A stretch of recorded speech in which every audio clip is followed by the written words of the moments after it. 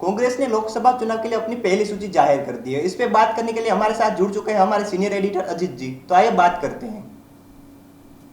कांग्रेस ने जो पहली सूची जारी की है उसमें 39 नामों का समावेश किया गया है। छत्तीसगढ़, कर्नाटक, केरल, मेघालय के 2, नागालैंड का 1, सिक्किम का 1, 4 नाम त्रिपुरा के हैं, 4 नाम तेलंगाना के हैं, 1 नाम त्रिपुरा का है। सबसे ज़्यादा नाम कर्नाटक से जारी किए गए हैं। कल सीईसी की देर रात तक बैठक हुई थी। उस बैठक में लगभग 60 नाम तय किए गए थे, जिनमें से आज 39 नाम घोषित किए गए हैं। 3 नाम पर सहमति बन गई है, लेकिन वो नाम होल्ड पर रखे गए हैं। और होल्ड का रखने का कारण ये है कि एक कैंडिडेट की अभी ज्वाइनिंग बाकी है। जो सबसे बड़ा नाम है इस सूची में वह है वायनाड से राहुल गांधी का। वायनाड केरल में है। राहुल गांधी पिछली बार 2 सीटों से चुनाव लड़े थे, अमेठी से और वायनाड से।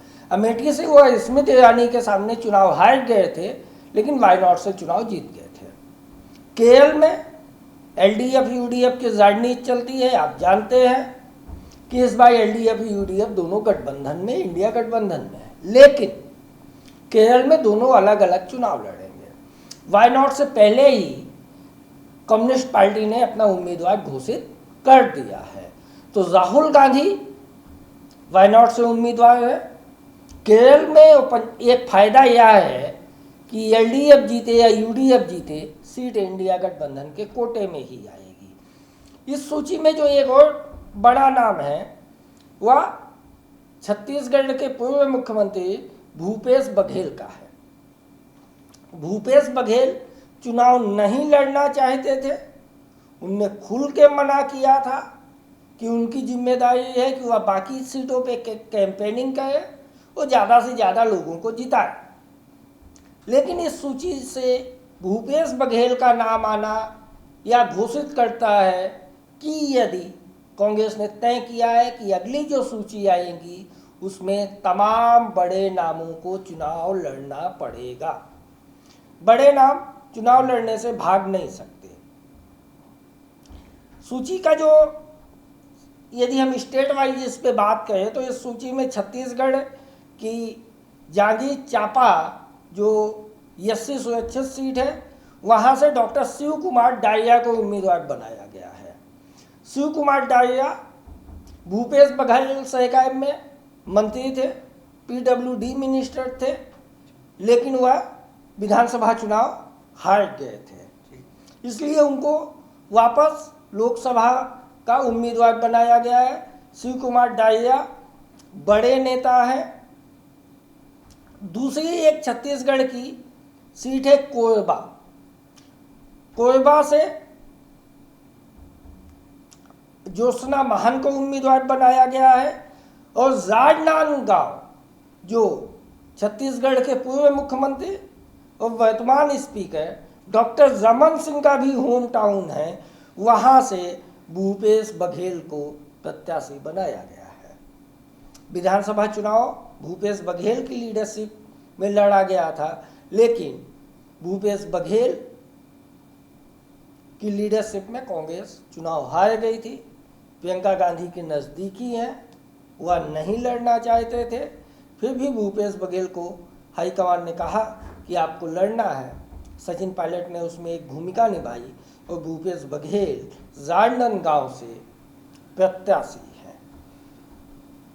एक और नाम है रायपुर से विकास उपाध्याय का। विकास उपाध्याय टीम राहुल के हैं, यूथ कांग्रेस के नेता थे, रायपुर से विधायक थे, गुजरात के महासचिव भी थे यूथ कांग्रेस के प्रभारी के तौर पर। उनको रायपुर से उम्मीदवार बनाया गया। रायपुर छत्तीसगढ़ की अर्बन सीट है, छत्तीसगढ़ की राजधानी है और वहाँ एक बड़ा ब्राह्मण वोट बैंक है। उसको नजर रखते हुए रायपुर से विकास उपाध्याय को उम्मीदवार बनाया गया है।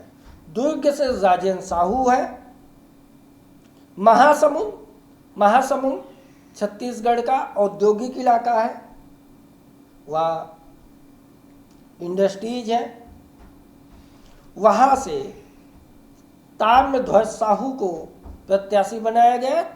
ताम्रध्वज साहू बड़े नेता हैं छत्तीसगढ़ के।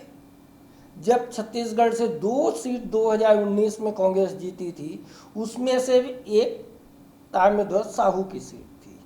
और उससे ज़्यादा बड़ी बात यह है कि जब कांग्रेस ने छत्तीसगढ़ में सरकार बनाई तो सीएम बनने के लिए जो 4 नाम चल रहे थे, उसमें एक इनका भी नाम था।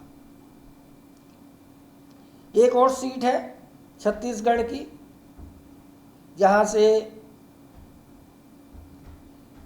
बीजापुर की, वहाँ से HR अलगट को प्रत्याशी बनाया गया है। अब बात आती है कर्नाटक की। कर्नाटक और छत्तीसगढ़ 2 ऐसे स्टेट हैं जहाँ कांग्रेस को उम्मीद है कि 2024 में हम बेहतर कर पाएंगे, क्योंकि कर्नाटक में कांग्रेस की सरकार बनी है, एक मेजोरिटी के साथ बनी है, और कर्नाटक से एक ही सांसद था कांग्रेस का, DK शिव कुमार के भाई। ठीक। तो कर्नाटक से जिन कैंडिडेट का ऐलान हुआ है, उनमें हसन से श्रेयांश पटेल है, गीता शिवराज राजकुमार है सिंगोमा से, DK सुरेश जो DK शिव कुमार के भाई हैं, उनका भी नाम है। KL से राहुल गांधी का नाम है, वायनाड से।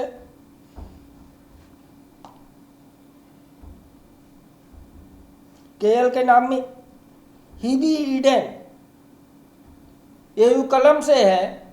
ईबी ईडेन NSY के नेशनल प्रेसिडेंट थे, टीम राहुल गांधी के हैं।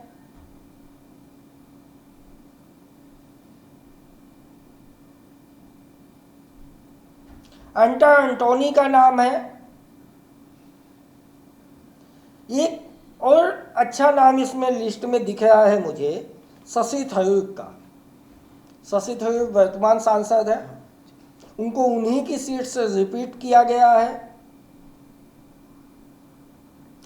मेघालय से नाम है। बड़े नाम में देखें तो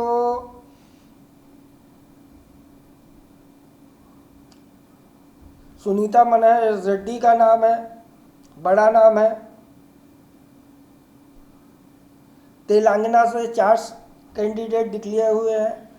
त्रिपुरा वेस्ट से आशीष कुमार साहा को टिकट दी गई है। त्रिपुरा वह जगह है जहां पे आम आदमी पार्टी ने भी क्लेम किया था। त्रिपुरा से ममता बनर्जी ने भी क्लेम किया था जी। और 3 सीटें होल्ड पर रखी गई है। तीनों सीट, 2 सीट उनमें से कर्नाटक की है और एक तेलंगाना की है।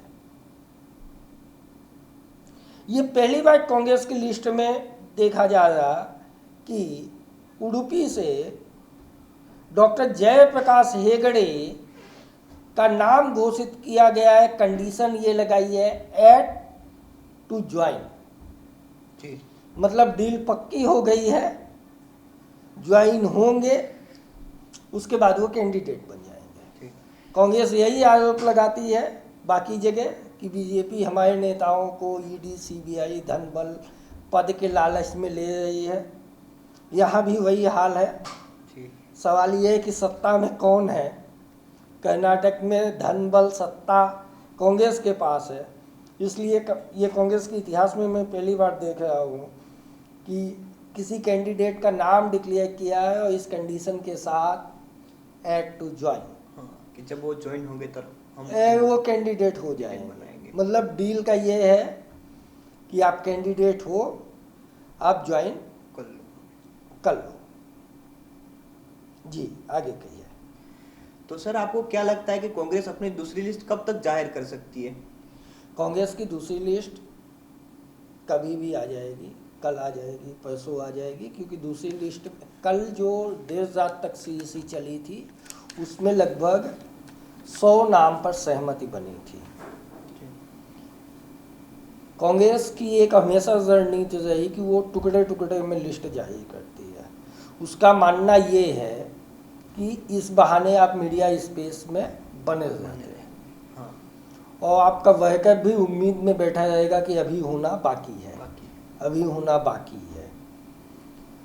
सोमवार को कांग्रेस की एक और सीईसी है, उस पे भी लगभग 100 नाम स्क्रीनिंग कमेटी में तय हो गए हैं, उस पे भी मुहर लग जाएगी।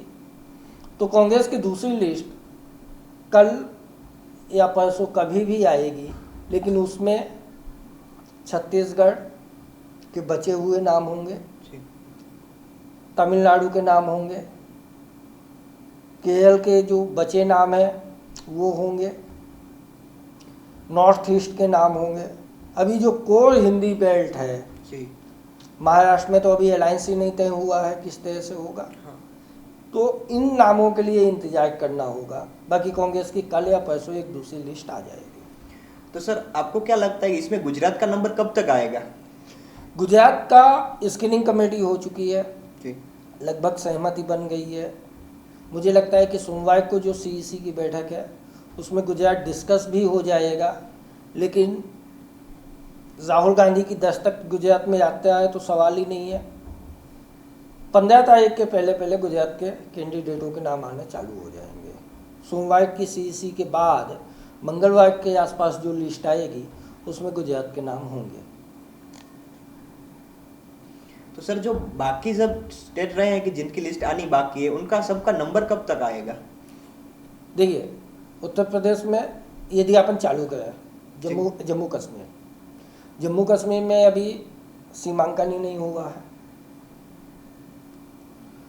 दिल्ली की 3 सीटें हैं, सोमवार की सीईसी में दिल्ली हो जाएगी, पंजाब हो जाएगा।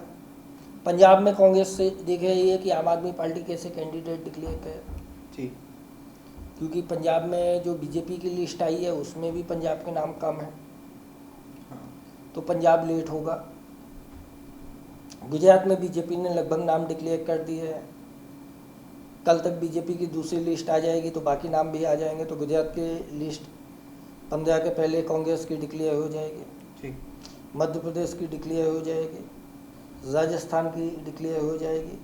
बिहार में महागठबंधन में अभी सीट का ऑफिशियल अनाउंसमेंट बाकी है, झारखंड में सीट का अनाउंसमेंट बाकी है। फिर आप चले जाइए बंगाल में अभी भी बातचीत का एक दरवाज़ा खुला है कि ममता के साथ कुछ एडजस्टमेंट हो जाए। तो मुझे लगता है कि इस बार कांग्रेस की लिस्ट अभी तो इलेक्शन का नोटिफिकेशन भी डिक्लेयर नहीं हुआ है। आज भाजपा के एक विधायक ने पब्लिक मीटिंग में कहा कि 15 तारीख को नोटिफिकेशन जारी हो जाएगा जमन पाठ करने। और भाजपा वाले ज़्यादा अच्छे से जानते हैं कि चुनाव आयोग कब नोटिफिकेशन डिक्लेयर करेगा। तो नोटिफिकेशन डिक्लेयर होने के एक हफ्ते में कांग्रेस की मैक्सिमम सीटें डिक्लेयर हो जाएंगी। ठीक, अजीत जी धन्यवाद हमारे साथ जुड़ने के लिए और ऐसी इन्फॉर्मेशन देने के लिए। Thank you.